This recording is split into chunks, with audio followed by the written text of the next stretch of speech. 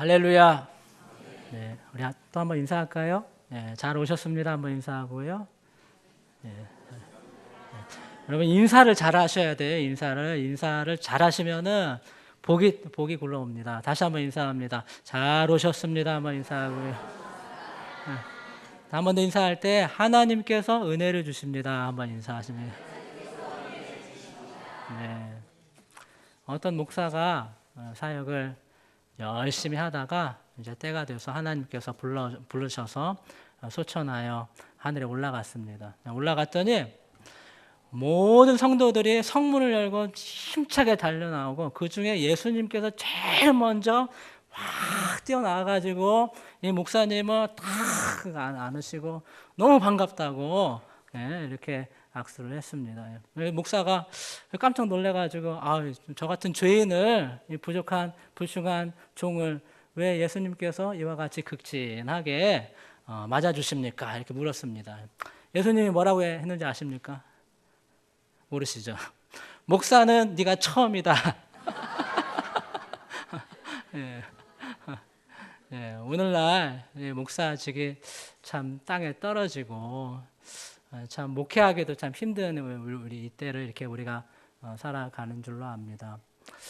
제가 신앙을 가진 지가 이렇게 뭐 초등학교 때부터 이제 교회 다니고 좀 깊은 신앙으로 좀 열심히 다녔던 때는 이제 고등학교 때인 것 같아요. 고등학교 때. 참 그때는 참 은혜도 많았고 뭐 고등학생이지만은 새벽 기도도 이렇게 참여하면서 신앙생활을 했던 것 같습니다. 근데 이제 열심히 이제 새벽에 기도하면서 방언 비스무리한 것도 이렇게 좀 한번 해가면서 이렇게 신앙생활을 했었는데요. 우리 담임 목사님이 저희 집에 굉장히 가까이 사셨어요. 근데 이제 어느 날 저한테 전화를 하시더라고요, 전화를. 그래서 이제 전화를 받아보니 담임 목사님이셨어요. 그래서 누구냐? 그래서 이제 누구입니다. 그랬더니 한번 밖으로 한번 나와보래요, 담임 목사님이. 그래서 이제 그래서 밖으로 나와갔죠.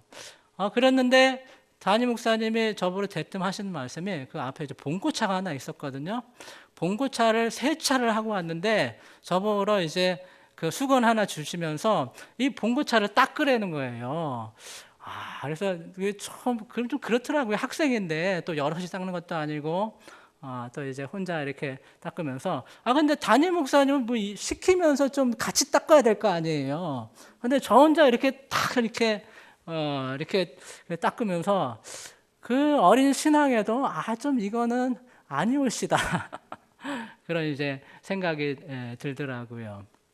그러면서 제 생각에 이제 들었던 것이 무엇이냐면은 차라리 내가 목사를 한번 하고 말지. 그래서 지금 이 모습으로 제가 이렇게 목사로 또 이 강단에 이렇게 서 있습니다. 우스갯소리였는데요. 참 목사들은 그렇게 이야기합니다. 목사들은 목회는 불가능이다. 이제 이런 말을 합니다. 그래서 사실 이 복음이라는 것이 오늘날 우리 사회에서 참 땅에 떨어지면서 성도들도 줄어가고 또 믿음에 대해서 믿음이 참 뭐라 그럽니까? 지탄을 받는 그런 시대, 정말 핍박을 받는 시대가 되었는데요. 제가 이제 2부 말씀을 이제 준비하면서 또 이렇게 2부에는 아무래도 중직 여러분들이 이렇게 참여하신다 이렇게 하셔서 또 특별히 새하늘교회가 목회자를 청빙하는 그런 과정에 있는데요. 그래서 어떤 말씀을 준비할까 하다가 이 말씀을 이제 준비해 봤습니다. 이 말씀은 신명기 30장 11절에서 14절에 있는 말씀인데요. 참 중요한 말씀이라고 생각을 합니다. 구약에 여러 가지 이제 기둥과 같은 말씀이 있고 또 신약에도 그러한데요. 신명기 오늘 여러분과 제가 읽은 이 말씀은 그야말로 구약의 메시지를 통틀어서 대표한다고 해도 과언이 아닌 중요한 말씀이라고 생각을 합니다. 그래서 이 말씀의 위치를 좀 함께 생각을 해 보아야 되는데요. 우리가 신명기를 읽었습니다. 신명기인데요. 혹시 신명기라는 뜻을 혹시 아시나요? 신명기. 모르시죠? 신명기란 말은 새로운 신자의 명명자 해서 새로운 명령이라는, 새로운 율법이라는 뜻입니다. 그래서 영어로는 뉴트로노미 하거든요. 뉴라는 말은 뉴오, 둘이라는 말이고, 두 번째, 그리고 놈이라는 말은 법을 뜻합니다. 말 그대로 신명기는 두 번째 주어진 말씀이 되어집니다. 두 번째 주어진 계명. 그러면 여러분, 첫 번째 주어진 계명은 무엇이었나요? 첫 번째 주어진 계명. 언제 계명이 주어졌습니까? 출애굽 당시에 모세와 함께 이스라엘 백성이 홍해를 건넌 다음에 시내산에서 우리 하나님께서 모세를 통하여서 계명을 주셨습니다. 십계명과 함께 여러 가지 하나님을 섬기는 이제 규율을 주셨는데요. 그것이 첫 번째 계명이었습니다. 첫 번째 율법. 그런데 오늘 우리가 읽는 말씀은 신명기로 두 번째 율법에 해당하는 말씀이라고 볼 수 있겠습니다. 오늘 신명기 30장을 읽었는데요.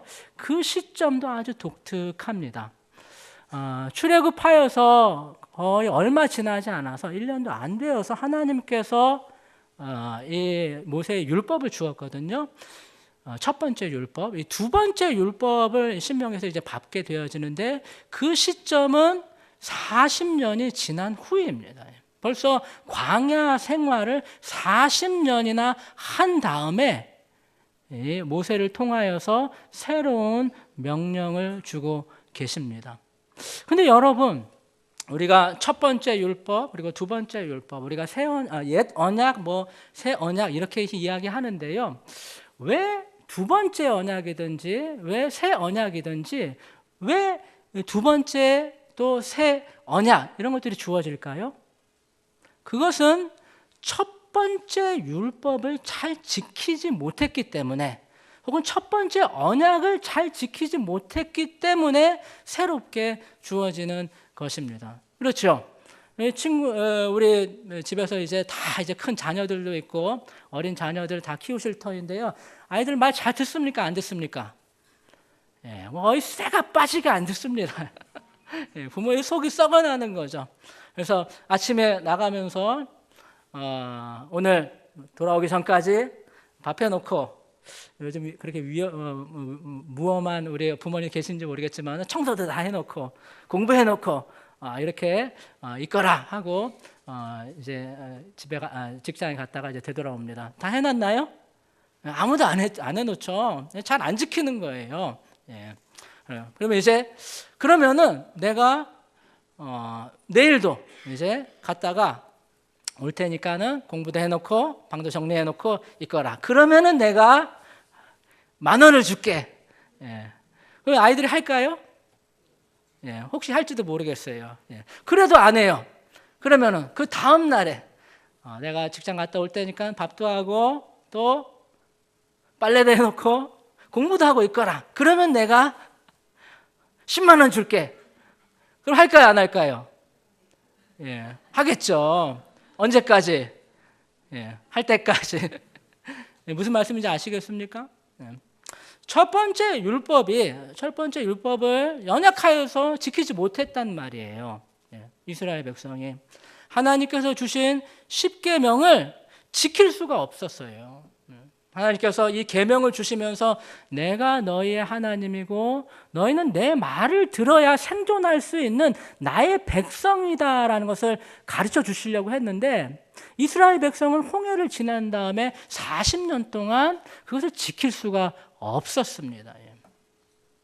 어떻게 해야 될까요? 하나님께서 그래? 너희는 끝났구나. 저희 어머니께서 저한테 자주 하시는 말씀이 있었는데, 텄어. 그런 말씀 잘 하셨거든요. 아마 우리 하나님께서 넌 텄다 하고 완전히 치워버리셨습니까? 아니죠. 아닙니다. 하나님께서 이스라엘에게 두 번째 계명을 주시는 것입니다. 그것이 바로 오늘 우리가 읽은 이 신명기 30장 11절에서 14절입니다. 물론 이제 더 큰 내용들이 있어요. 그런데 그 가운데에 우리 시간도 없기 때문에 엑기스를 봐야 되지 않겠습니까? 바로 그 엑기스가 바로 오늘 우리가 여러분과 제가 읽은 바로 이 내용입니다. 다시 한번 읽어드립니다. 내가 오늘날 내게 명한 이 명령은 내게 어려운 것도 아니요 먼 것도 아니라 하늘에 있는 것이 아니니 내가 이르기를 누가 우리를 위하여 하늘에 올라가서 그 명령을 우리에게로 가지고 와서 우리에게 들려 행하게 할고 할 것이 아니요 이것이 바다 밖에 있는 것이 아니니 내가 이르기를 누가 우리를 위하여 바다를 건너가서 그 명령을 우리에게로 가지고 와서 우리에게 들려 행하게 할고 할 것도 아니라. 우리 14절은 같이 읽습니다. 오직 그 말씀이 내게 심히 가까워서 내 입에 있으며 내 마음에 있은즉 내가 이를 행할 수 있으리라. 이렇게 두 번째 계명을 주시는데요. 이 시점이 아주 기가 막힙니다. 자, 이 시점은 모세가 이제 새로운 계명으로 새로운 율법을 정리하여서 주는 것인데요. 모세가 임종을 앞두고 이스라엘 백성에게 전하는 말씀입니다. 지금까지 모세가 이스라엘의 지도자가 되어서 이스라엘 백성을 광야 길 가운데에 인도하였습니다. 그런데 하나님께서 이 백성을 참 좋아하지 아니하셨던 것 같아요. 우리 히브리서에서 본 바와 같이 너무 많이 원망을 했어요. 하나님께서 그 연단하심 가운데 하나님이 내주되어 주심을 고백하면서 나아갔어야 되는데 너무 많이 하나님을 원망을 했습니다. 하나님에 대한 원망은 사실 누구에게로 갔을까요? 지도자인 모세에게로 가는 거죠. 모세에게 많은 원망을 했습니다. 모세는 이 지면에서 그 온유함이 그 모세보다 승한 사람이 없었거든요. 웬만한 것 가지고는 꿈쩍도 아니하는 사람이었는데요. 모세도 화를 냅니다. 백성들 때문에. 1대 몇이 되어집니까? 모세가 1대 100만. 100만이나 되는 사람들이 모세 한 사람을 놓고 이제 원망을 하게 되는 것입니다. 하여간 이 시점이 참 중요합니다. 이제 모세가 임종할 때가 되었습니다. 어떻게 됐든 모세는 지도자였는데, 그리고 백성들은 모세를 쫓아서 이제 요단강을 건너왔습니다. 이제 곧 있으면은 어디로 들어가게 되어집니까? 가나안 땅으로 들어가게 되어집니다. 그 임종 바로 앞에 모세가 마치 유언처럼 주는 말씀인 것입니다. 아주 중요합니다. 백성들은 이 모세의 유언을 들으면서 무엇을 기대했을까요? 이제 곧 모세가 이제 죽게 되어지니 누구를 바라보는 거예요? 새로운 지도자를 아마 생각했을지도 모르겠습니다. 그런 문맥을 생각을 해보자면 참 이 말씀이 기가 막힌 것 같습니다. 다시 한번 이 말씀은 두 번째 주어지는 계명, 새로운 가능성을 열어두는 이제 계명이라는 말씀이고요. 그리고 한 세대가 지나고 다음 세대를 바라보면서 이제 요단강을 건너서 어디를 들어가야 되는 거예요? 안식의 땅인 가나안으로 들어가야 되는데 그때에 주시는 하나님의 말씀이라는 것입니다. 아주 중요한 말씀. 많이 강조해도 지나치지 않습니다. 자, 오늘 말씀의 중요성은 이렇게 전해드렸고요. 자, 그러면 이 말씀이 무엇을 이야기하고 있는지, 이 중요한 말씀이 무엇을 이야기하고 있는지 함께 좀 살펴보겠습니다. 우리가 딱 4절뿐이 안 됩니다. 그래서 11절부터 14절까지인데요. 이 말씀은 이 히브리 성경이 기록이 되어지는 데에 글이기 때문에 여러 가지 글을 쓰는 방식이 들어옵니다. 그래서 우리는 수사법이라고 하는데요. 대조법, 혹은 이제 과로법이라는 그런 수사법을 가지고 읽으면 참 좋을 것 같아요. 무슨 말인가 하면은 11절과 14절이 짝을 이룬다는 말이에요. 이제 괄호로 11절과 14절이 짝을 이루어서 괄호가 되어집니다. 11절, 내가 오늘날 내가 명한 이 명령은 어려운 것이 아니다, 또 먼 것이 아니다. 이것이 한 괄호예요. 그리고 14절, 또 다른 괄호는 오직 이 말씀이 내게 심히 가까워서 내 입에 있으며 내 마음에 있은즉 내가 이를 행할 수 있느니라. 이것이 괄호가 되어서 가운데 있는 말씀을 싸고 있습니다. 어렵지 않습니다, 여러분. 무슨 이야기인가요? 이 괄호에서 하고 있는 이야기가 내가 어려운 얘기한다, 쉬운 얘기한다? 쉬운 얘기한다는 말이에요. 이 말은 무슨 말이냐면은 내가 너에게 주는 율법이 쉽다, 어렵다? 아주 쉽다는 말이에요. 얼만큼 쉬우냐? 14절. 그 말씀이, 그 율법이 내게 심히 가까워서 어디에 있다? 입술에 있고 또 어디에 있다? 마음에 있다라고 이야기하는. 그래서 너무 가까운 거예요. 이전에 이스라엘 백성은 율법을 받아서 행하는데 실패하였어요. 쉬웠습니까? 어려웠습니까? 너무 어려웠던 거죠. 그들이 생각하기에 율법은 우리가 지키기에 너무 무거운 법이라고 생각을 했던 것입니다. 그런데 모세는 아니다. 그 율법이 어디 있다? 너의 입에 있고 마음에 있어서 정말 가까이 있다. 그래서 어떻게 할 수 있다? 행할 수 있다고 이야기했습니다. 사람을 이렇게 이야기를 합니다.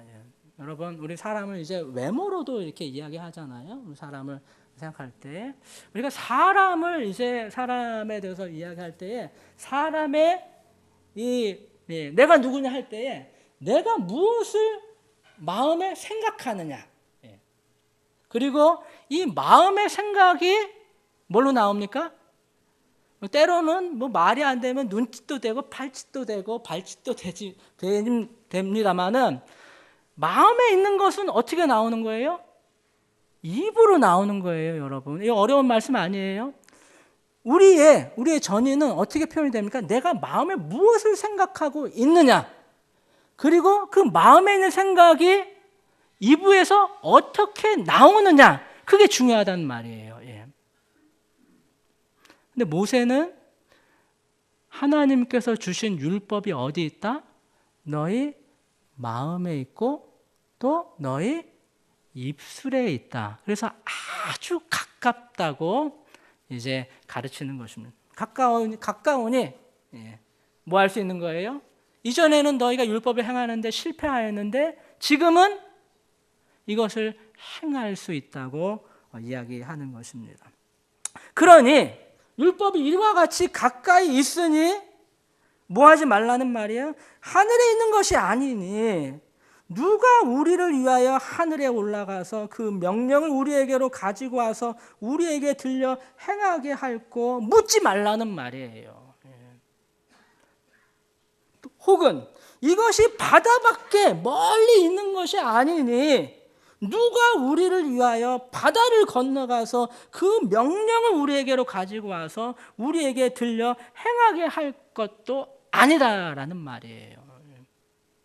누가 필요하지 않다는 말이에요? 지도자가 필요하지 않다는 말 아니겠어요, 여러분?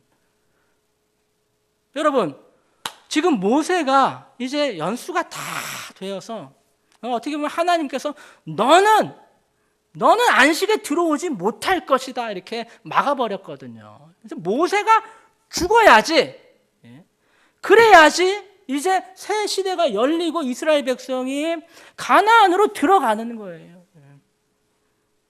지도자인 모세가 이제 갔으니 누가 와야 되는 거예요, 여러분? 새로운 지도자가 와야 될 거 아니에요. 그 사람이 누구예요? 그 사람이 누구예요, 여러분? 여호수아가 준비가 돼 있지 않습니까? 그런데 모세는 여기서 뭐라고 합니까? 누가 갈 건지 묻지 말라는 말이에요. 너희가 지도자를 구하고 있는데, 이스라엘의 지도자를 구하고 있는데 묻지 말라는 말이에요. 너희에게 이 율법, 너희가 실패한 율법, 이 율법을 가져다가 행하게 할 누군가를 구하지 말라는 것입니다. 이미 이 율법은 어디에 있다? 내 마음에, 그리고 너희 입술에 있어서 아주 가까우니 행할 수 있다, 없다? 있다라는 말이에요. 예전에 광야길을 헤매일 때에 하나님의 율법을 어겨서 많이 혼났잖아요. 고생을 해도 아주 쇠가 빠지게 했단 말이에요. 그런데 이제는 이 율법이 너희 마음에 있고 입술에 있어서 행할 수 있기 때문에 축복받을 수 있어요, 없어요? 복이라 하니 좀 민감하신 것 같아요. 이제는 하나님의 저주가 아니라 이 율법을 행함으로 복을 받을 수 있다는 말이에요. 그것이 신명기 두 번째로 모세가 이 이스라엘 백성에게 주시는 말씀에 해당합니다. 그런데요, 이와 같은 두 번째 율법의 말씀, 신명기 말씀을 따라, 신명기 말씀이 다른 것이 아니라 새 계명을 주는 데에 이 계명은 아주 쉽고 또 아주 가까이 있어서 너희가 행할 수 있을 것이라고 했단 말이에요. 오직 이 말씀이 내게 심히 가까워서 내 입에 있으며 내 마음에 있은즉 내가 이를 행할 수 있다 했단 말이에요. 이거 어느 쪽 말씀이에요? 모세오경이에요. 모세오경. 구약 성경 말씀이란 말이에요. 근데 한번 묻겠습니다. 이 말씀과 같이 두 번째 주어진 이 모세의 유언과 같이 이스라엘 백성이 이 마음에 있고 입술에 있는 율법의 말씀을 행하였나요? 이스라엘 역사를 한번 보세요.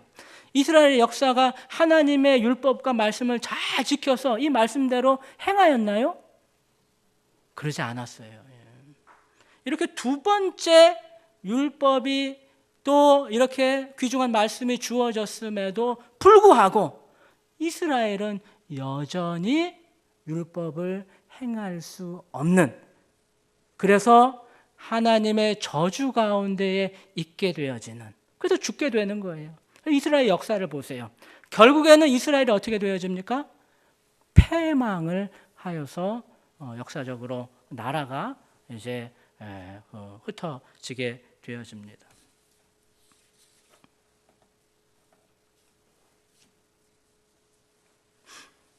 그런데요, 이 말씀이 이 신명기의 유언과 같은 말씀, 이 엑기스, 복음의, 그러니까 율법의 에센스가 되어집니다. 율법이 내 마음에 있고 내 입에 있어서 행할 수 있다라는 이 말씀을 아주 놀랍게도 로마서에서 사도 바울이 인용을 해서 갱신하고 있습니다. 이 뜻은 무엇인가 하면은 이 말씀은, 이 신명기 말씀은 이 구약에서 그대로 풀어져서는 안 된다는 말이에요. 이 말씀은 어디로 와야 되는 거예요? 로마서, 신약으로 와서 풀어야 된다는 말씀입니다. 로마서 10장입니다.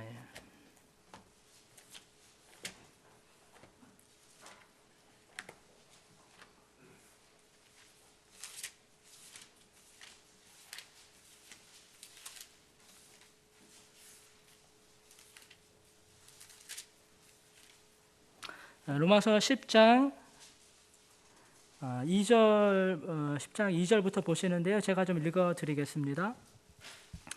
내가 증거하노니 저희가 하나님께 열심히 있으나 지식을 좇는 것이 아니라, 율법을 이스라엘 백성이 굉장히 귀중하게 여겼어요. 그럼에도 불구하고 율법에 의해 이르지 못하였다는 거죠. 율법을 다 지키지 못했다는 것입니다. 하나님의 의를 모르고 자기 의를 세우려고 힘써 하나님의 의를 복종치 아니하였느니라, 이렇게 이야기하고요. 4절은 우리 같이 한번 읽겠습니다. 시작. 그리스도는 모든 믿는 자에게 의를 이루기 위하여 율법의 마침이 되시느니라. 할렐루야. 이 모세가 바라보았던, 유언하였던 율법의 행함, 결국에는 내 마음에 있고 내 입술에 있어서 아주 가까운 율법의 행함, 그 율법이 바라보는 바가 무엇인지를 사도 바울은 이렇게 풀고 있습니다. 그리스도는 모든 믿는 자에게 의를 위하여 율법의 마침이 되시느니라. 근데 율법의 행함이 바라보는 바가 무엇이란 말이에요? 바로 예수 그리스도라는 말입니다. 그리고 아주 기가 막히게 이 신명기 말씀을 갱신하여서 뭐라 그럽니까? 다시 업데이트 하여가지고 우리 새 노래가 이제 그 발표가 된 다음에 또 다른 가수들이 그 노래를 다시 해석하여서 이제 또 부릅니다. 그게 뭐라 그러죠? 리바이벌이라고 하나요? 예. 리메이크. 그렇죠. 리메이크 하는 거예요, 여러분. 그게 갱신이라는 말이거든요. 모세가 말하였던 이 아주 엑기스와 같은 율법의 핵심을 사도 바울이 리메이크 하는 거예요. 리메이크. 갱신하여서 10장 5절 이하로 말씀하고 있습니다. 모세가 기록하되 율법으로 말미암는 의를 행하는 사람은 그 의로 살리라 하였거니와 6절을 아주 눈여겨보세요. 믿음으로 말미암는 의는 이같이 말하되 내 마음에 누가 하늘로 올라가겠느냐 하지 말라. 하니 올라가겠다 하면 그리스도를 모셔내리려는 것이요. 7절 혹 누가 음부에 내려가겠느냐 하지 말라. 하니 내려가겠느냐 하면 그리스도를 죽은 자 가운데서 모셔 올리려는 것이라. 이 말씀 무슨 말인가 하면은 우리에게 있는 그리스도도 마찬가지란 말이에요. 이스라엘 백성이 홍해를 지나면서 율법 행하기를 매우 힘들어했어요. 행하기를 아주 싫어했죠. 이 율법은 나와 맞지 않는다. 멀리 있다고 생각을 한 거예요. 오늘날에도 마찬가지입니다. 오늘날에도 그리스도를 우리 마음 가운데 두기 싫어하는 거예요. 예수님은 그 거룩한 분이 어떻게 내 마음에 들어오시겠냐? 어디로 모셔야 돼? 내 마음에 오시지 않으면 어디로 모시고 싶으세요? 어떤 사람은 예수님은 저 하늘에 계셔야 된다. 하늘로 올려버리려고 하는 거죠. 어떤 사람은 십자가에 죽으셔서 지옥 강하셔서 그 지옥으로 내려버리려고 하는 거죠. 불신앙의 마음이라는 것입니다. 율법이든 예수 그리스도든 멀리 있다고 생각하지 말라는 말이에요. 멀리 있다고 생각하지 말라는 말입니다. 그러면 8절 보십시오. 8절. 그러면 무엇을 말하느냐? 말씀이 내게 가까워. 똑같습니다. 말씀이 내게 가까워 어디에 있습니까? 내 입에 있고 내 마음에 있다 하였으니 곧 우리가 전파하는 믿음의 말씀이라. 여러분, 율법도 하나님께서 주셔서 어디 있는 거예요? 내 마음에 있고 내 입술에 있습니다. 우리에게 구원자로 주신 예수 그리스도도 어디에 있는 거예요? 다른 데가 아니에요, 여러분. 예수 그리스도는 어디에 계셔야 돼요?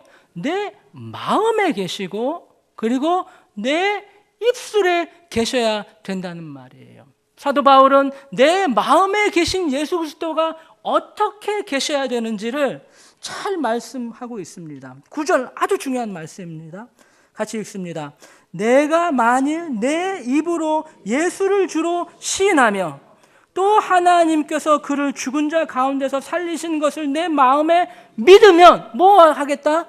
구원을 받겠다는 말이에요. 할렐루야. 예. 그게 구약의 말씀이고 또 신약에서 복음 전도자들이 우리에게 주시는 말씀이 아니겠습니까? 여러분, 성도의 마음은 공허한 곳을 바라보면 안 돼요, 여러분. 그럴 시간 없어요.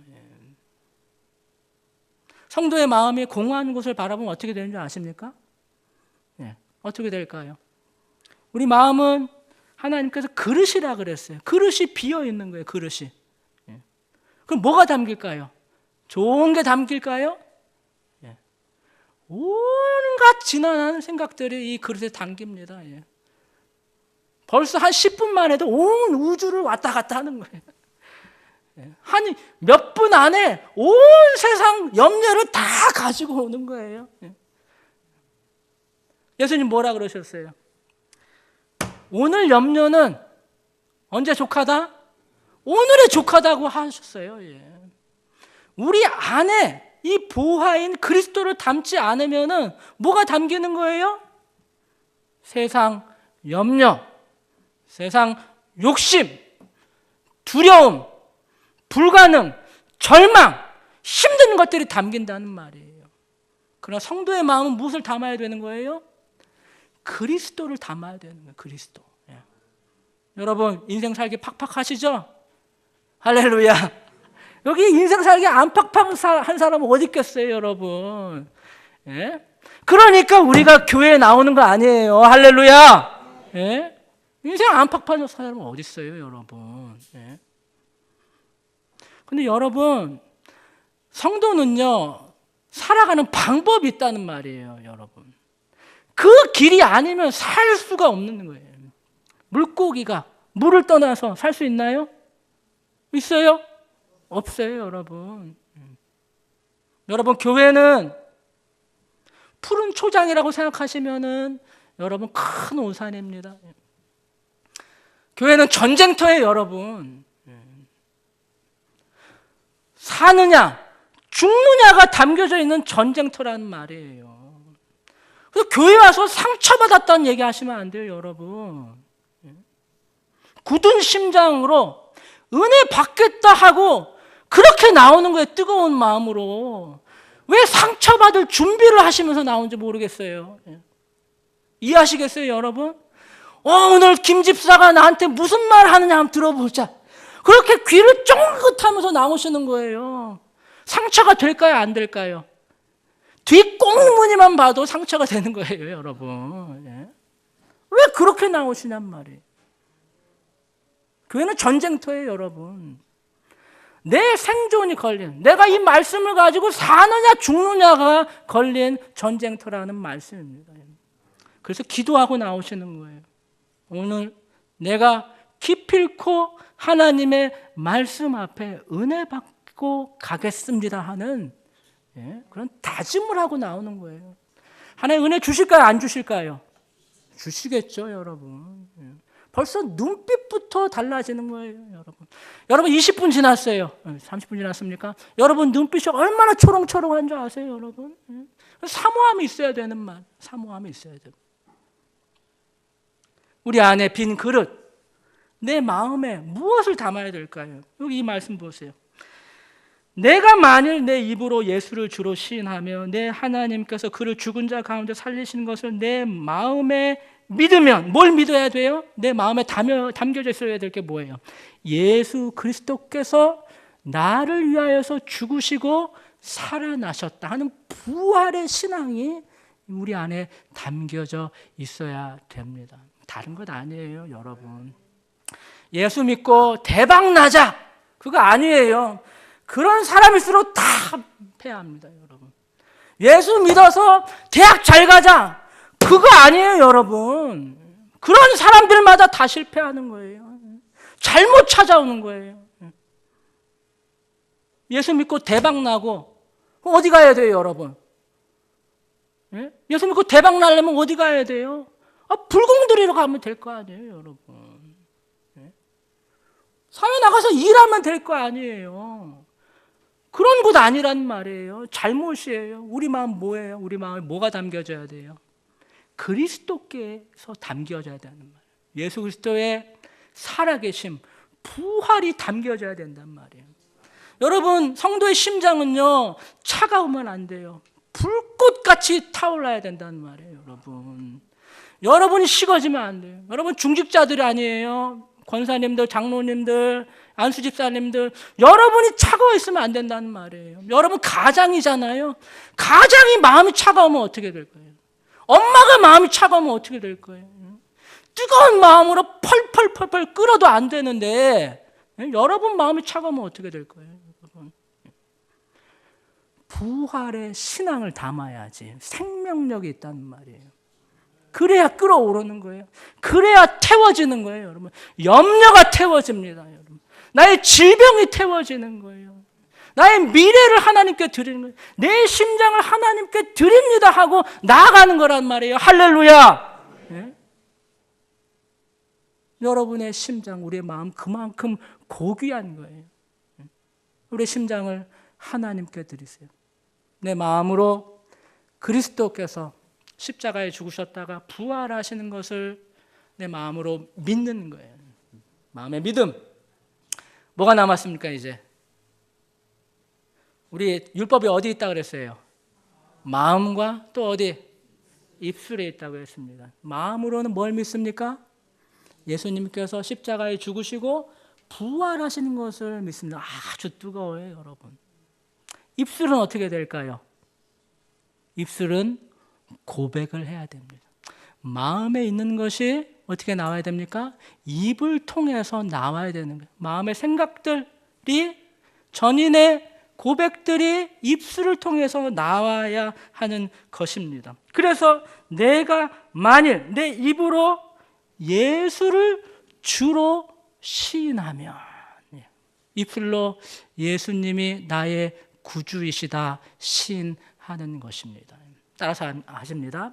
예수님이 나의 구주이십니다. 여러분, 내 마음으로 예수님의 부활을 믿고 내 입으로 예수님이 나를 구원하시는 주님이십니다. 이렇게 고백하면 어떻게 될까요? 우리 세상 말에 게임 끝났다라는 이야기를 합니다. 게임 끝나는 거예요. 누가 우리를 이기겠습니까? 누가 그리스도를 마음에 품고 복음을 전하며 예수 그리스도께서 나의 구주라고 고백하는 그 사람을 이길 수 있겠습니까? 세상에 대적자가 없습니다. 다윗이 이렇게 고백합니다. 천만인이 나를 둘러싼다 할지라도 뭐하지 않겠다? 내가 두려워하지 않겠다고 이야기하는 것입니다. 내가 만일 내 입으로 예수를 주로 시인하며 내 하나님께서 그를 죽은 자 가운데서 살리시는 것을 내 마음에 믿으면 구원을 얻으리니 사람이 마음으로 믿어 의에 이르고 입으로 시인하여 구원에 이르느니라. 그래서 저는 이런 부탁을 드립니다. 여러분, 우리 마음에 있는 이런 신앙들, 신앙의 고백들을 그냥 간직하고 있지 마세요, 여러분. 이 복음의 진리, 또 복음의 비밀은 말로 시인해야 됩니다. 아침에 일어나기 팍팍 하시죠? 힘들어요. 아침에 일어나기 쉬운 사람 아무도 없어요. 저녁에 과로하고 또 밤늦게까지 일하여서 아침에 일어나기 쉽지 않습니다. 어떻게 일어나야 될까요? 박수 한번 치고, 여러분 따라서 한번 하세요. 박수 한번 칩니다. 박수 한번 치고 예수님이 나의 구주십니다 하고 힘차게 일어나는 거예요, 여러분. 할렐루야. 그 인생이 얼마나 멋지겠어요. 여러분, 주부 여러분, 그 아침에 밥을 해도 밥맛이 날까요, 안 날까요? 엄청 나겠죠, 여러분. 학교 가서 공부를 해도 공부 잘 될까요, 안 될까요? 하나님이 지혜를 주실까요, 안 주실까요? 여러분, 이 공부는요, 여러분, 자기 머리 가지고 한다고 생각하면 큰 오산이에요, 여러분. 하나님이 은혜를 주셔야 하는 거예요. 모든 문제도 그러합니다. 내가 풀 수 있는 문제가 없어요. 일반 사람들이라면 내가 풀어야 되겠지만은 성도의 길은, 성도의 문제는 자기가 푸는 게 아니에요. 누가 풀어주세요? 예수님이 풀어주시는 거예요. 신앙 고백 가운데, 신앙을 고백하는 가운데에 하나님께서 풀어주시는 것입니다. 우리의 마음과 우리의 심장과 우리의 입술이라는 것입니다.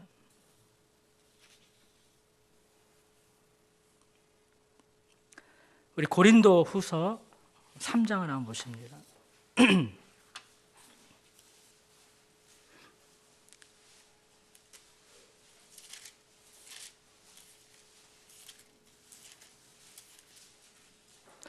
고린도 후서 3장의 말씀도 참 귀한 말씀인데요. 3장 13절부터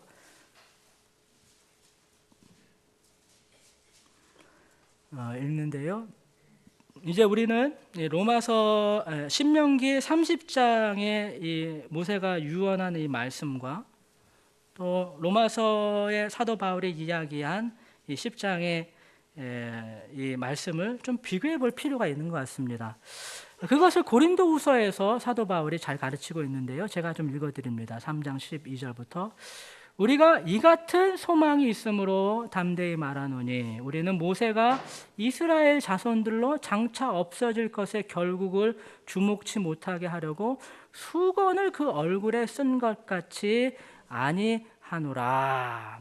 이 구약 성경의 이 신명기의 말씀은 마치 모세가 이스라엘 백성 앞에 수건을 둘러쓰고 나온 것 같이 했다는 것입니다. 모세가 이스라엘 백성에게 이 계명을 전달하면서 수건을 둘러쓰고 갔어요. 왜 둘러쓰고 갔습니까, 여러분? 쌍꺼풀 수술을 그동안에 해가지고 그게 아니죠. 왜 수건을 왜 둘러쌌습니까? 모세가 이 40일 동안 이 시내산에서 하나님과 대면하고 보니까는 얼굴이 어떻게 되는 거예요? 얼굴에 광채가 나는 거예요. 참 놀랍죠. 성경은 믿음으로 바라볼 때 참 우리가 참 인간으로서 사람으로부터 받을 수 없는 아주 신비한 말씀들이 많습니다. 너무 광채가 나니까는 모세가 차마 백성들 앞에 그대로 나아가지 못합니다. 그래서 얼굴을 수건으로 가렸습니다. 포자기로 가리는 거죠. 천으로 가렸습니다. 그것은 이렇게 내가 광채를 가지고 이걸 가지고 나아가면은 이스라엘 백성들이 어찌할 것이다? 내 광채를 주목할 것이라고 모세가 생각을 하는 거예요. 이 말은 나를 하나님처럼 받들 것이다. 그 말씀을 그 안에서 구약 말씀은요. 잘 들으십시오. 여기서부터 아주 중요한 말씀인데 모세는 이스라엘 백성이 자기 얼굴을 주목하게 한 게 아니에요. 십계명을 주면서 누구를 주목해야 하는 거예요, 여러분? 이스라엘 백성이 주목해야 될 사람은 따로 있었던 거예요. 그러나 모세가 광채를 가지고 이스라엘 백성 앞에 나가면은 이스라엘 백성은 누구를 볼 거예요, 여러분? 모세를 보겠죠. 모세가 왕이다. 모세가 구세주다. 모세가 누구다? 모세가 메시아다. 이렇게 볼 거란 말이에요. 모세는 그게 아니란 걸 깨달은 거죠. 수건을 가렸습니다. 가리니까 뭐가 보이는 거예요? 사람이 보이지 않고 모세가 주고자 한 율법의 말씀이 보이는 것입니다. 아주 쉽게 말하자면은 모세는 그 자신의 얼굴에 있는 영광을 가리우고 누구를 보라고 한 거예요? 하나님을 보라고 하는 거죠. 이 땅에 메시아로 정작 너희를 인도할 하나님 구세주 예수 그리스도를 바라보게 한 것입니다. 할렐루야. 그래서 수건을 쓴 거예요, 여러분. 이와 같이 수건이 벗겨져야 되는 거예요. 구약 말씀들이. 율법의 말씀들이 벗겨지는 거예요. 다시 한번. 지금 이스라엘 백성은 어디에 있는 거예요? 모세의 임종 앞에. 이제 새로운 지도자를 주시면은 가나안 땅으로 들어가야 된다는 말이에요. 그런데 하나님은 누구를 보라고 하시는 거예요? 누구를 보라? 모세는 누구를 보라? 그게 아니다. 인생을 의지하면 안 됩니다, 여러분. 누구를 의지하셔야 돼요? 하나님을 보셔야 돼요. 우리의 인도자 예수 그리스도를 바라보셔야 되는 거죠. 그것이 오늘 여러분 새하늘 교회 또 새로운 목회자를 청빙하고자 하는 여러분의 소원이 되어야 되는 거예요. 그럼 하나님 너무 서운하실 거예요. 새로운 목회자가 와서 우리를 이끌어 갈 것이다. 그것은 정말 오답이에요, 여러분. 누가 이끌어 가십니까? 예수 그리스도께서 이끌어 가실 거예요. 예수 그리스도께서. 예. 그래서 여러분이 명심하셔야 됩니다. 다시 신명기 말씀으로 가서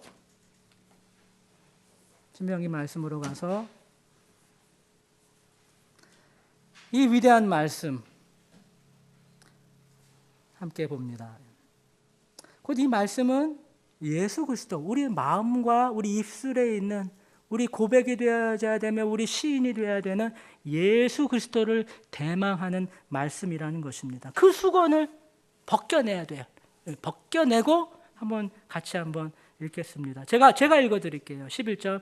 내가 오늘날 내게 명한 이 명령은 내게 어려운 것도 아니요 먼 것도 아니라 하늘에 있는 것이 아니니 내가 이르기를 누가 우리를 위하여 하늘에 올라가서 그 명령을 우리에게로 가지고 와서 우리에게 들려 행하게 할 것이 아니요 이것이 바다 밖에 있는 것이 아니니 내가 이르기를 누가 우리를 위하여 바다를 건너가서 그 명령을 우리에게로 가지고 와서 우리에게 들려 행하게 할 것도 아니라. 14절 똑같이 읽습니다. 오직 그 말씀이 내게 심히 가까워서 내 입에 있으며 내 마음에 있은즉 내가 이를 행할 수 있느니라. 뭘 행할 수 있다는 말이에요? 우리의 마음으로 누구를 시인하는 거예요? 예수 그리스도가 내 구주시라는 것을 시인하고 내 입으로 선포하는 것입니다. 한 가지 부탁을 드릴게요, 여러분. 이건 체험해 보셔야 돼요, 여러분. 예수 그리스도께서 우리의 심령 가운데 계시면은요, 이 물을 한동안 식물이 물을 받지 못하면은요 아주 그냥 말라버립니다. 가뭄에 콩나듯. 근데 식물에 물을 살짝 줘보세요. 한 얼마 지나지 않아 식물이 어떻게 되어집니까? 쌩쌩하게 생기가 도는 것을 여러분이 확인할 겁니다. 우리 마음에 우리가 고백하는 예수 그리스도가 그러는 거예요. 날마다 고백을 하셔야 되는, 날마다. 어려울 때마다, 힘든 순간들마다 주님이 부활하셨습니다 하고 고백을 해야 되는 거예요. 그리고 여러분, 전도하셔야 됩니다. 전도. 여러분의 신앙이 활력이 있는 때가 있는데요, 하나님께서 그리고 파워를 주실 때가 있어요. 어느 때? 복음을 전할 때에 여러분, 하나님께서 여러분에게 파워를 주십니다. 권위를 주십니다. 능력을 주시는 거예요. 이길 힘을 주시는 거예요. 여러분, 왜 힘이 없는 줄 아세요? 복음을 전하지 않기 때문에 그러한 것입니다. 복음을 전해보세요. 복음을 전하기 위해서 여러분 준비해보세요. 심장이 아주 뜨거워지는 것을. 그 뜨거움으로 여러분, 우리가 이기는 거예요. 그 뜨거움으로 신앙생활 하는 거예요. 밥 안 먹어도 돼요, 여러분. 뭐 좀 부족해도 된다는 말이에요. 그 뜨거움으로. 그래서 복음을 전하셔야 돼요. 이게 여러분 사명이에요. 여러분. 주위를 둘러보세요. 빈자리가 많습니까? 없습니까? 주위를 둘러보세요, 여러분. 저를 보지 마시고 둘러보세요. 빈자리 있어요, 없어요? 여러분 몫이었어요, 여러분. 하나님은 여러분 혼자 살라고 교회로 부르지 않았어요, 여러분. 하나님께서는요, 여러분을 통하여서 이 생명의 말씀을 전하기를 원하십니다. 그 빈자리는 바로 여러분 몫이에요, 여러분. 복음을 전하기 위해 여러분 행동해 보세요. 하나님께서 크게 축복하십니다. 하나님께서 건강 주시는 거예요. 일어서게 해주시고 힘이 있게 해주시고 활력이 있게 하시는 것입니다. 할렐루야! 그런 능력을 여러분이 체험하셔야 되는 것입니다. 저는 그런 목회를 여러분에게 소개하고 싶습니다. 다른 것, 제가 여기 와서 만약 여러분이 저를 어여삐 여기셔서 허물도 많고 말 실수도 많겠죠. 사역자로 불러주신다면 다른 거 할 거 아니에요, 여러분. 그리스도를 소개할 거예요. 예수 그리스도를 여러분 심장 안으로 모셔드리도록, 그것이 파워가 되어지고 힘이 되어지고 생명이 되어지도록 힘쓸 것입니다. 우리 이 시간 말씀을 생각하면서 같이 한번 기도하겠습니다. 여러분, 신앙생활 복잡한 거 아닙니다, 여러분. 여러분이 취한 문제들도 복잡한 게 아니에요. 어렵게 생각하면은 안 됩니다. 오직 한 키워드예요. 무슨 키워드? 예수 그리스도예요, 여러분. 예수 그리스도가 생명이고, 예수 그리스도가 내 마음에 있어야 되고, 예수 그리스도가 여러분의 입술 가운데 있어야 돼요. 그러면 끝이란 말이에요, 여러분. 여러분, 예수 그리스도를 모시어 드리세요. 그리고 회개하셔야 돼요, 여러분. 내가 내 마음, 주님이 들어갈 곳이 없어서 내 마음은 얼마나 공허했습니까? 내 마음은 얼마나 좌절하고 내 마음은 얼마나 상심하여 있었습니까? 회개하셔야 돼요. 오 하나님, 내가 주님을 오늘 영접합니다. 내 마음에 들어오시옵소서. 나의 신앙 고백이 되어주시고 나의 입술의 시인이 되어주게 하죠. 이제 생명을 주신 그 삶대로 그 예수님 값 하도록 하여 주시옵소서. 전도하게 하여 주시옵소서. 내 사명입니다. 내 사명으로 주셨는데 내가 이것을 감당하지 못했습니다. 우리 주신 말씀 하나님께서 은혜 주시는 대로 같이 통성으로 기도하며 나아갑니다. 아버지 하나님, 아버지 하나님, 우리 심령의 은혜를 다하여 주시옵소서. 아버지 은혜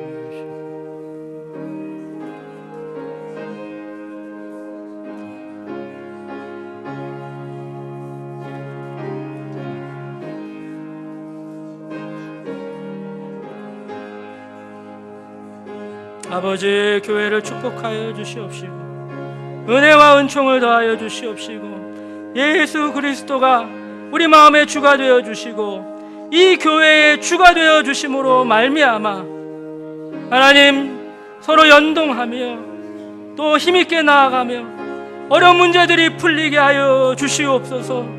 내 삶을 가로막는 또 우리 교회를 가로막는 악한 것들과 또 힘든 것들과 거치는 것들이 물러가게 하여 주시옵소서. 내 마음에 예수 그리스도를 신앙 고백하며 내 입술로 나의 주를 고백하며 나아갈 때에 하나님 아버지 우리를 복 주시옵시고 우리를 성도라 칭하시며 우리 마음에 뜨거운 불을 일으키시며 우리를 새롭게 하여 주시옵소서. 오 하나님 아버지, 여기 하나님 아버지 앞에 진심으로 구하며 하나님을 구하며 예수 그리스도를 마음에 드리기를 또 소원하는 성도들에게 은혜로 함께하여 주시옵시고 또 교회를 크게 축복하여 주시옵소서. 오 주님,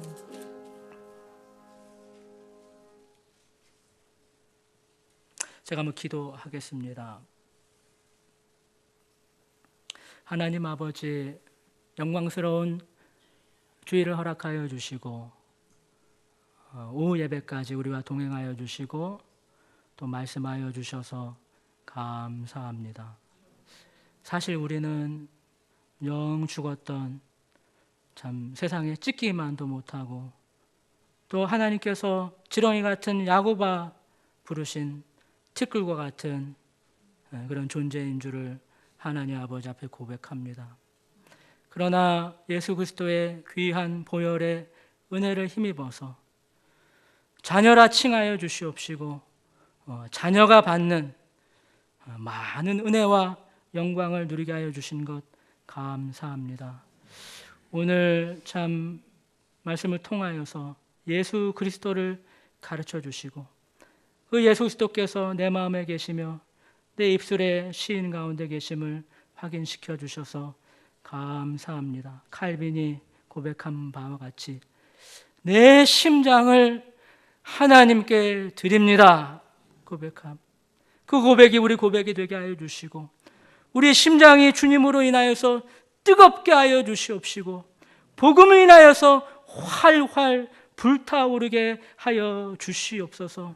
말세에 하나님의 영을 하나님께서 아낌없이 부어주신다 하여 주셨는데 우리가 중생의 씻음과 성령의 새롭게 하심으로 다시 이 생을 살아갈 때에 하늘 소망을 가지고 이 그리스도를 전하는 전도에 힘쓰는 전도인의 삶을 힘있게 감당할 수 있도록 하나님 축복하여 주시고 은혜를 내리워 주시옵소서.